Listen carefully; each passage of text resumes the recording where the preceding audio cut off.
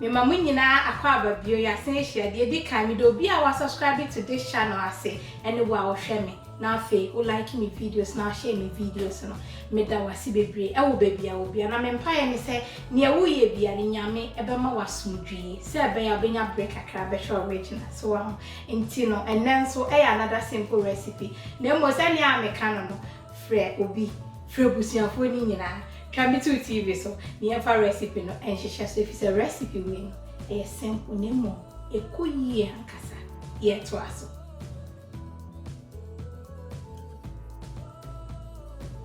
nto onse me ka say simple na che say simple ampa de me wa ha say I am salt fish cod one so nti se woni a wo betumi ayusu momone ananso se kobi eno so be koyie sa ya de ma me pe we ye nkasa bi ani when so ye makakadre 2 tablespoons wa peso we na 35 grams and I we say 2 cloves of garlic and then so me grate wa ha nti when so ye me meko yellow ametwitwa ba ku ni so wan ba ku ma fa no ya ti me ma fa ba ku ba betumi di bi aka ho so wo and I we say ye me toast me ensa and na me je na me be yisu ye 3 medium size na ma chemu mienu ba ku ni 1.5 meal and a 1.5 ensumi so na be hu sane meye na nti na ma chemu mienu ntu yisu je ne miensa na chemu mienu ye 1.5 obeti ase echiri and na we nsu ye me mackerel in tomatoes and nsumi 1 tin and na mingu nsumi we de Zomi e de abedo mi o e de papa nti no ni Zomi na fangu bi a wo pe e be koyi and na anti eni ni be ye dwuma nni ye beans me de egu nsuo so na masoki na me na ade eboa enso ye so de gu nsuo no ma na first na menim but doctor bi ja me comment on channel no so no ka kire me say wow di beans bi ya ye bloated no usoki ansa no wa ye eboa me try no aboa me ti say unimu a obetumi de egu nsuo wo de gu nsuo me any problem bi asa obede obedi beans bi odaboa and I de atwa to nso a me use ne organic virgin coconut oil kamapa we de timotina na e kire me na me use we bi da me to Sainsbury's me nya advert mo but me use o kama enti na me de kire koyi ti ji akonwa na ne enfen hyehyɛ so enti se me di nsu asi so e ma e be ntem ma me keke ne ntin mai ne sa na me beans ne nso me refi se me ka cho 3 cups ma soak ne 2 ka kwantina e do so Obasha ma fa nsuo na ma na dɔɔso se be ya ebe be ne pa ma me enua e ma nsuo ne nwe kra na asa de nsuo go ho oye ne sa na emu de ni nyina akọ na emfa nchi bi engumu ansa odi nchi gu mu pe obohu se wo beans no e chere bi nti akonwa no ne wo se wo je na me nua beans ne ho ye mra ye de dia aka hyehyɛ so pese ye beans ya na egusu yo na esisu for about 25 minutes so na healthy goods you na nche na ebina nti e say na no afa bicarbonate of soda na me fenture nti me bicarbonate of soda me be use me 1/4 teaspoon per kitu so na di gumo pa so jan wallo na esa na etu basoro na wanu e ma obi nsi ne ho ye mre pa na be ntemoma so on se nche na abene no di kumu abon se na ama beans na ye creamy kama ma tino umpa emfenka ho onwa ne saa ne so a ebe timi je sisu na mama na ben kama na afi ye the next stage na hye so ntu de kwache okoko na yemfa de aka ne nto aso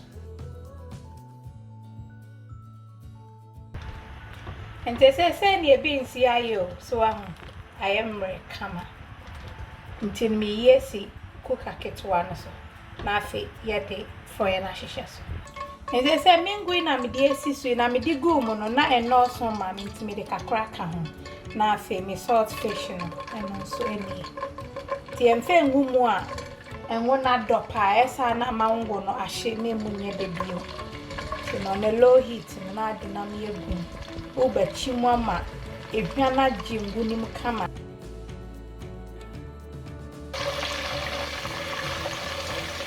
Say na me salted fish na ye now do garlic no ni akakadro ni meko negu into meko no and blend one say de bia so wahwa wa hwe channel bia de a wo blend ani de wuchi any new chuchane beer tasty different. So it's in the bombardier so be in summer.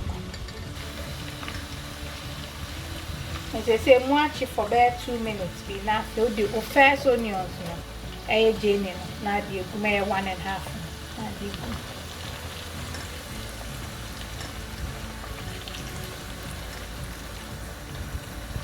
Missy ran up a shell. Open tatala catch me. Open cocoa so I catch me. Hey, a quay. Nadia, me near crown, so dear you. A different be a one son. If it's a salted fish, and I saw my own chin nature, so until our soul train, not be a cool one son. And say, come. A coy. As I say, me Jane and swatch for bare 4 minutes, one sending I say, mean toast, and I'm a blending, now she a good.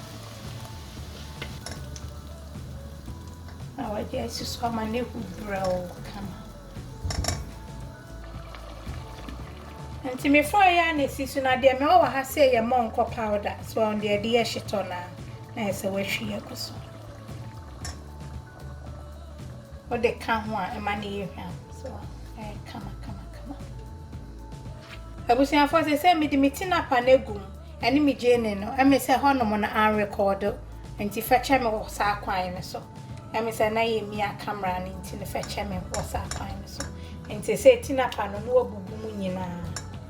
Kama nti Jane no tane me kan no emfa de edi kan ni nyina ngum uje bia on sane edidem na afi wello oja ni nyina na wa hwese ni nyina anu ya fine nti say before ya na me gusi na me gu mo no be 2 minutes bia ni to say me beans ni so dia ye ni so aben nti na afi wati egum nti e ma for ani mo nche kura nsa na de beans na kan say bia ni na be kwa poshishe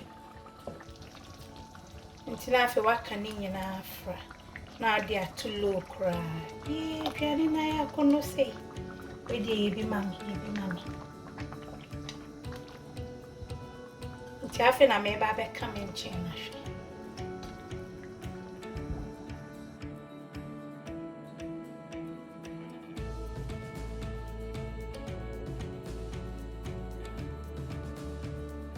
nti say makan china hwe in chino aye also the salted fish ya de ntina make us a modern so be kan hwa anya be nchin nti say me coconut oil na we dey titi na chire mi o me fa 2 tablespoons for one na me so the frank na da oba me ha o come say titi wo hwa ade be koyie e koyie anka sente no na na me ne wuchi ti sani a me kan no bi chire wo bi na onimu a na won so asua bibi so wa na e koyie Titi baby, I will be a God bless you.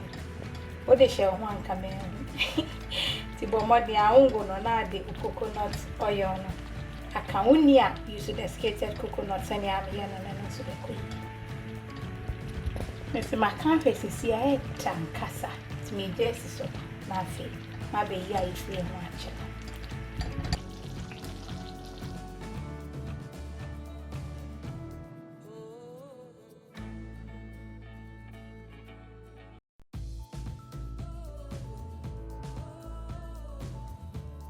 I wish I found a bean stew in you. Now, Monsieur Danny dear, and one coconut oil no, a cool ye. Bonusania, I don't do Ancassa. When me met me, dear, no, I can me you when he made a chirawake, and I'm a cock on soon as he. There beans soon that I has say, intino, a cool the bombardier saw betram. I'm not don't forget to like the video. Tidiaconia and any income. Then ya midija on me say, show musu ye mami. Na fe, nyo mami church uni nyano. Omodia so be practice bi so ho. Na me mpesa wo be hwe me kwa agigi wani. Na emo no, hwe me a wo de agigi wani. Na emo e be make impact and as a change in your home. Eno ene empire de bia mebo say, wo hwe me a, wo hwe me kwa. Na emo no, ne wo pesa wo ya na de usua no. Nya me be fa channel so ama won so ene o ma asan abrabo if say me sha abrabo ase no.